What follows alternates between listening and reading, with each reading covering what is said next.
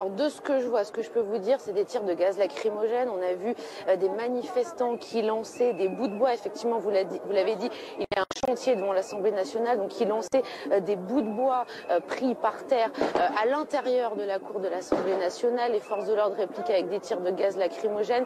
D'ailleurs, une partie des manifestants commence à reculer un peu plus vers la scène.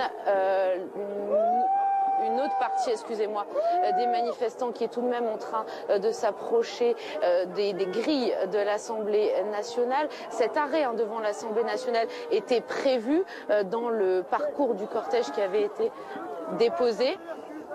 Ensuite, il devrait aller devant le Sénat, puis le MEDEF pour finir sur le Champ de Mars aux alentours de 17h. Alors que vous voyez les forces de l'ordre qui font toujours usage de gaz lacrymogène ici devant l'Assemblée nationale. Merci Isabelle pour ces toutes dernières précisions. Conditions de travail toujours un peu difficiles pour les journalistes dans ces cortèges de gilets jaunes à Paris.